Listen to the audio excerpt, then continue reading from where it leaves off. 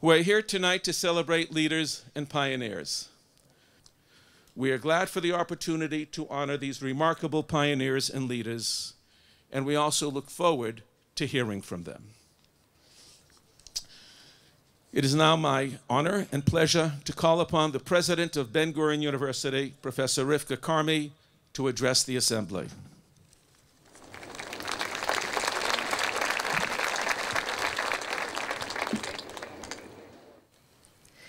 It is a great privilege to me to open this annual but ever-exciting event of conferment of honorary doctoral degrees at Ben-Gurion University of the Negev. This ceremony has always been about celebrating wonderful achievements and accomplishments in various and many fields. Throughout the years, we have had the honor of hosting great leaders in each his or her own arena, including them in our BGU family of friends and honorees. This event has always been about celebrating and cherishing contribution, not only in the sense of charity, which is obviously a highly commendable action, but in terms of giving and sharing of oneself in order to create and build. It is about contributing talent, expertise, time, and resources in order to improve or make an impact that will matter to individuals, communities, nations, and the whole world. Regardless of the field we are acknowledging, be it human liberties, education, performing arts, the sciences, or business acumen, and moreover, giving of oneself to others, this age-old ceremony at revered institutions around the world has always been about going above and beyond. I would like to make a few special comments about our friends who we are honoring tonight. One such comment focuses on my deep concerns about the fate of education and research in Israel. In a small country short of natural resources, the Holy Land as opposed to the oily lands of this region, high-quality education and scientific research are the only key to a sustainable, prosperous future. This emphasis on excellence and innovation has brought Israel to internationally recognized achievements in the realms of technology, science, and culture. If we do not acknowledge this, if we do not carefully nurture these national treasures, we will lose our place in the global arena and possibly risk our very existence.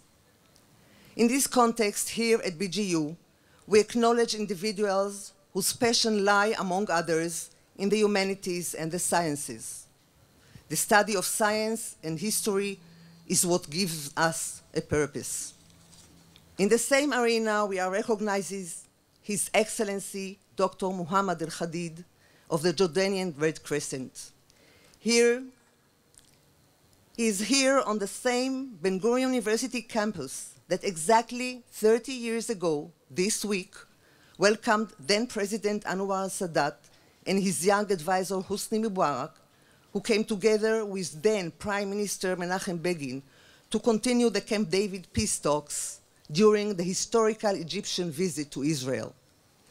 In a similar mindset to that same desire to take bold action and break down generations of fear and prove that peace is possible, Dr. Mohammed Al-Hadid is here as living proof that working together towards true coexistence and a real and lasting peace takes a great deal of courage to overcome prejudices through endless dialogue, open communication, and cooperation. Shukran. Thank you, Your Excellency, for having the courage to join us today.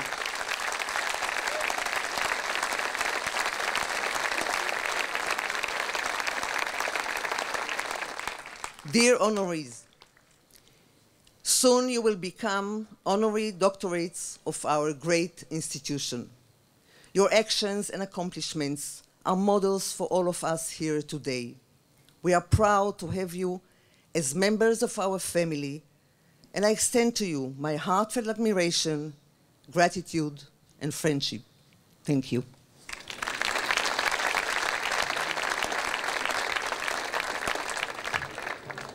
Thank you very much, President Karmi. I call upon His Excellency, Dr. Mohammed Al-Hadid, to rise and approach the podium.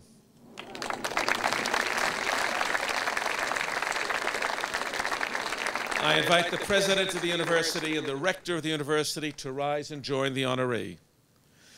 The justifications for granting the degree are found in the scroll, and the scroll reads: The Senate and the Executive Committee of Ben-Gurion University of the Negev hereby resolve to honor His Excellency Dr. Mohammed Al-Hadid in recognition of the President of the Jordan National Red Crescent Society and Chairman of the Standing Commission of the International Red Cross and Red Crescent, a humanitarian organization that provides first aid and assistance to those in distress, regardless of race, religion, or creed. In honor of a man who has dedicated his life to helping others whilst recognizing the rights of every individual to receive aid and the obligations of all to be involved. In appreciation of his tireless promotion of public health, human rights, and peace through the important public roles he plays in the Hashemite Kingdom of Jordan and worldwide, for which he has received numerous international awards and honors. In acknowledgement of a loyal friend for his uncompromising struggle for open dialogue and equality, which led to the acceptance of the Red Crystal emblem alongside those of the International Red Cross and Red Crescent, and thereby allowed for the inclusion of a Magen David Adom in the company of these august bodies. And with deep respect for his resolute cooperation with Ben-Gurion University of the Negev, as one of the founders of the Israeli-Jordanian academic program for emergency medicine, which will soon open at the university, by conferring upon him the degree of Doctor Philosophiae Honoris Causa, with all the rights and privileges pertaining thereto.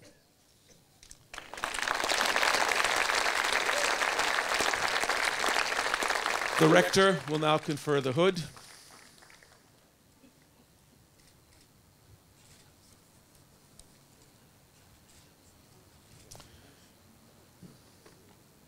And the President will present the scroll.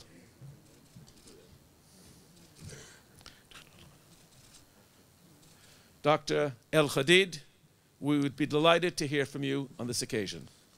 President of Ben-Gurion University, Professor Karmi, Mr. Chairman, Rector, Professor Jimmy Weinblatt, members of the Senate, fellow honorary doctors, excellencies, distinguished ladies and gentlemen, friends, good evening. I'm deeply touched and honored to receive the degree of Doctor Honoris Causa, which I accept with utmost gratitude, pride, and humility. And I highly value and appreciate your decision to bestow this award on me, conscious of the great distinctions and achievements of past and present recipients. In every community, there is work to be done. In every nation, there are wounds to heal. In every heart, there is the power to do it. And this university, by breaking down traditional barriers, is creating a dynamic learning environment to become an environmental leader, building a more equitable society. It has always played a role in building relations with neighboring countries, and today, just about every faculty and institute has at least one joint project with a neighboring Arab country or with the Palestinian Authority. Late President Anwar Sadat was impressed 30 years ago by the work of the university and he stressed that the work carried on by Ben-Gurion University is vital not only for Israel, but also for Egypt and the entire Middle East.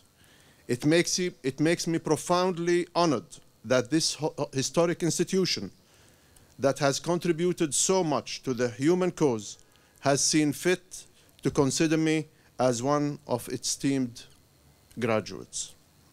I learned from my parents the basic humanitarian values, respect for my religion and that of others, and respect for different cultures and different viewpoints. My father, who was also my teacher, introduced me to the field of humanitarian work, and I have never left it. He was the head of our tribe, and I would follow his work, his involvement with individuals and groups, and his commitment to find solutions to whatever might be the cause or the problem at hand.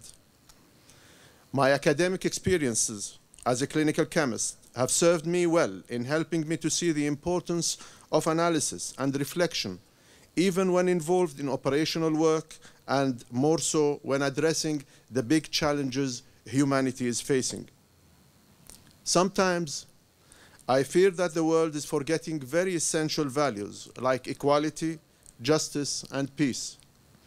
In my many positions within the Red Cross Red Crescent movement, and during my countless encounters with people from all parts of the world, with victims of war and other disasters, as well as with leaders of countries, it does not take long to discover a universal common denominator for all human beings. People just want peace and security. They want to live in their normal lives without fear of conflict, hunger, discrimination, or injustice.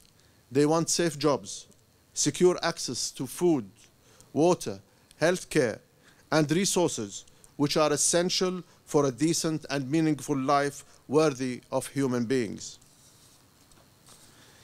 The number of people affected annually by various natural disasters is growing steadily due to various consequences of climate change, a fact that can no longer be disputed. Unfortunately, an increasing number of people also become victims of man-made disasters, wars and conflicts, and other situations of violence and instability.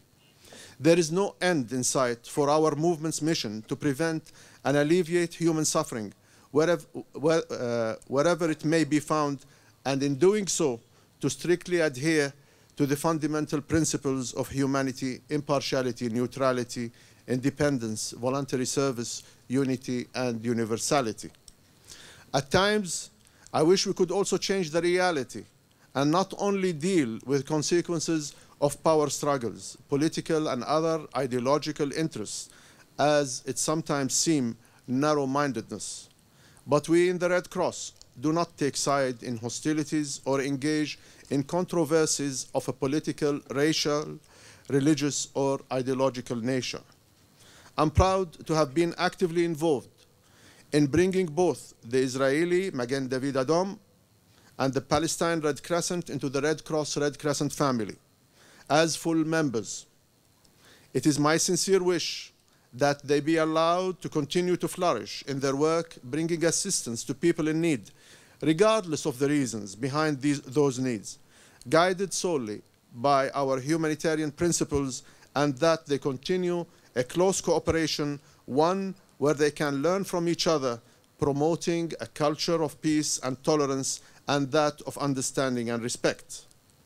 Someone once said, and I quote, "If we were to wake up one morning to find that all people on earth are the same, that there are no differences in race or religions or political orientations, they would surely by noon have developed some prejudices." I hate to think that this would be the case. I am and always will be an optimist, not seeing that the glass of water is half full, but finding a thirsty person to give it to. An optimist believing that there is a way to influence and impact the world we live in, if the will is there.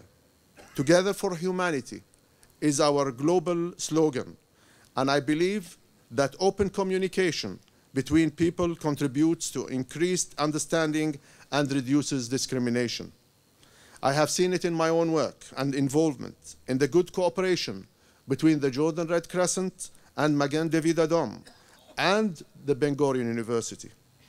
We signed with the university an agreement to train 18 Jordanian paramedics, laying groundwork for joint emergency response teams.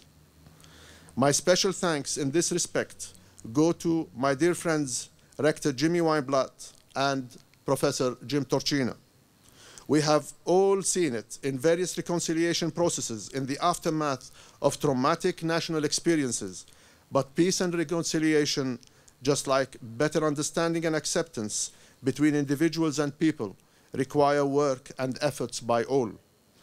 Again, as President Marty Ahtisaari said in his Nobel Prize lecture, peace is a question of will.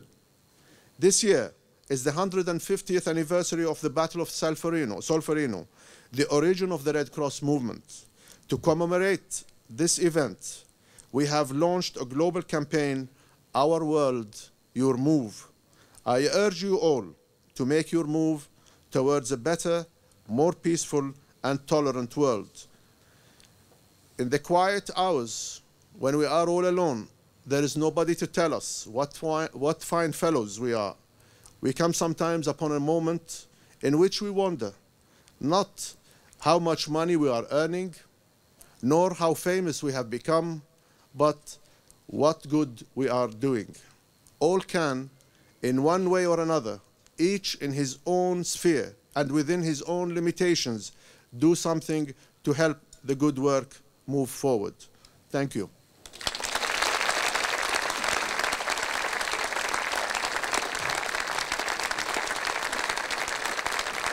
Thank you very much, Dr. Al-Hadid.